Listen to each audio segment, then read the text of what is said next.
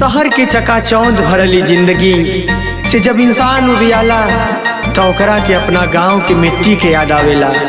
अपन माई बाबू बहन, अपना गांव के वो बगीचा, वो कोयल के बोली, वो नहर के पानी जब इंसान याद करेला तब फिर से ये दिल में होला कि काश हम अपना गांव में, अपना बचपना में आ जाए। घर परिवार छूटी गईले हित नाता,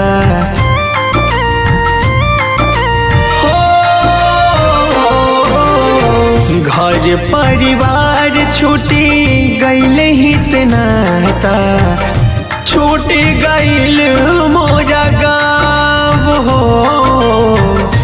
आवेला याद माई बाबूजी के अपना, आवेला याद माई बाबूजी के अपना, मिलना या चरवा के छाव हो, मिलना या चरवा के छाव हो।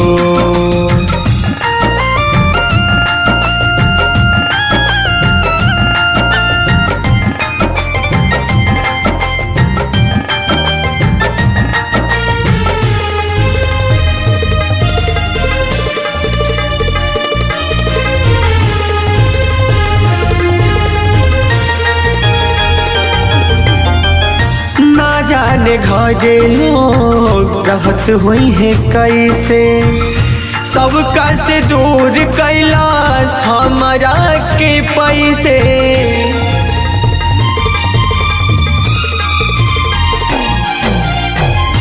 ना जाने घरे लोग रहत हुई है कैसे, सबका से दूर कैलाश हमारा के पैसे।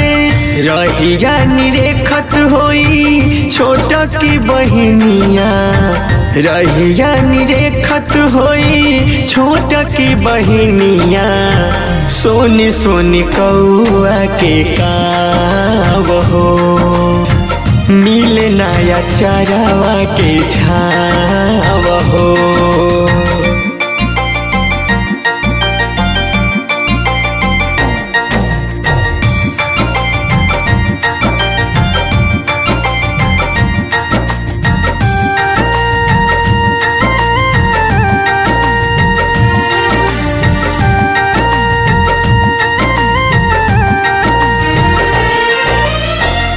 दुखवा छुपा के आपन सपना सजवले, पोस पाल के बड़ कैले, पढ़वले लिखवले।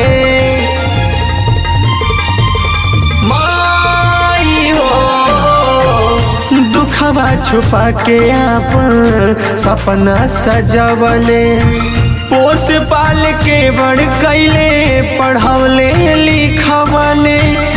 होली दिवाली परिवार में बितावनी, होली दिवाली परिवार में बितावनी, शहर में कुछो न बुझाए हो, मिलना या चरवा के छाव हो।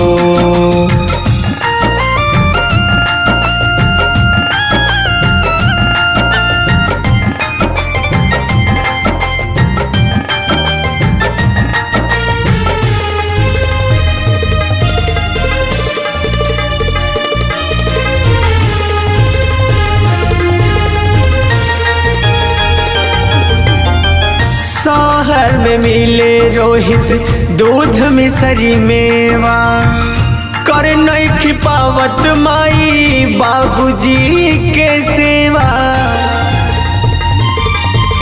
हो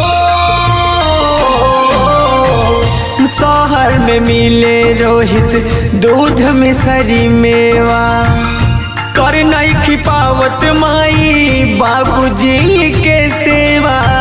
बचपन के बतिया भूल ना पाइले, बचपन के बतिया भूल ना पाइले, बाबूजी के दावत रही पाव हो, मिलना चरवा के छाव हो। घर पर